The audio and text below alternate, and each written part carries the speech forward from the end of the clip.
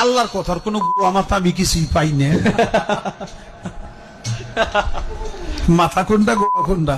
এভাবেই ইসলাম ও আল্লাহর সৃষ্টিকে নিয়ে গানের আসরে ব্যঙ্গাত্মকভাবে কটূক্তি করেন বাউল শিল্পী আবুল সরকার। তার এই বক্তব্য সামাজিক যোগাযোগ মাধ্যমে ছড়িয়ে পড়লে সমালোচনা ও প্রতিবাদের ঝড় ওঠে দেশ জুড়ে। প্রথম সৃষ্টি ইশক, আওয়ালুমা খালাকাল্লাহি মিন নূরি, নূর। প্রথম সৃষ্টি নূর। আওয়ালুমা খালাকাল্লাহি আরশ, প্রথম সৃষ্টি আমার আরশ।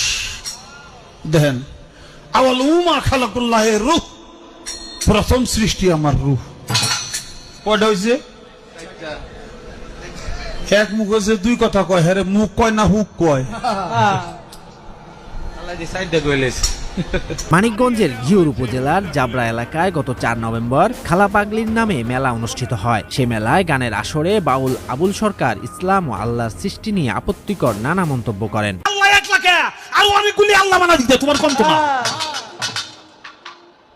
কি আমি কি অযৌক্তিক কথা বললাম? না, অনেক অগণিত আল্লাহ হইতো, হেটা তো তুমি করলে না।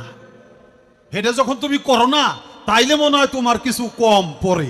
পালাগানের এই আসরে আবুল সরকার অট্টহাসি দিয়ে সৃষ্টিকর্তা নিয়ে ব্যঙ্গাত্মক প্রশ্ন করেন। বলেন, আল্লাহর কথার নাকি কোনো ঠিক নাই। নুক্তা যদি অগণিতই হয়, তাহলে আলিফ থেকে ইয়া পর্যন্ত মাত্র 22টা নুক্তা দেওয়ার কারণটা কি?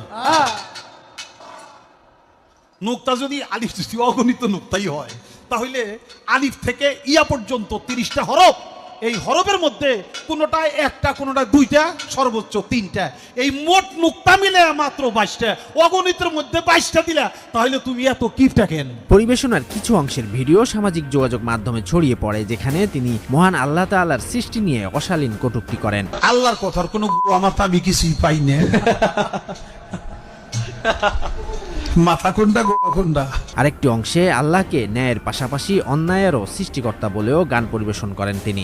তাই আমার বাজান তার গানের মধ্যে বলছে, যাতে করে শক্তি সঞ্চয়, পাপ করেছে পাপে।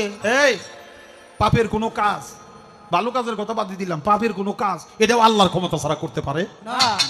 ইসলাম ধর্মে প্রথম মানব আদম আলাইহিসসালামের সৃষ্টি নিয়ে তার নানা ব্যঙ্গাত্মক যুক্তি দিয়ে গান পরিবেশন করেন। ছলনায় আদম বানাইয়া গড়িয়া জান্নাত, তার ভিতরে বসিয়া লইছো তুমি গন্ধমেরই সাপ। সেই গন্ধম খাওয়ার পাপের বিচার হবে হাসরেতে। যে বলেছে এমন কথা, তারে পাইছে ভূতে। যদিও তার ভক্ত শিষ্যদের দাবি, পালাগানের নির্দিষ্ট একটি অংশ কেটে বিভ্রান্তিমূলক পরিস্থিতির সৃষ্টি করা হয়েছে। তবে ধর্ম অবমাননার অভিযোগে ঘিওর বন্দর মসজিদের ইমাম মুফতি মোহাম্মদ আবদুল্লাহর করা মামলায় বাউল শিল্পী আবুল সরকারকে বর্তমানে কারাগারে রাখা হয়েছে।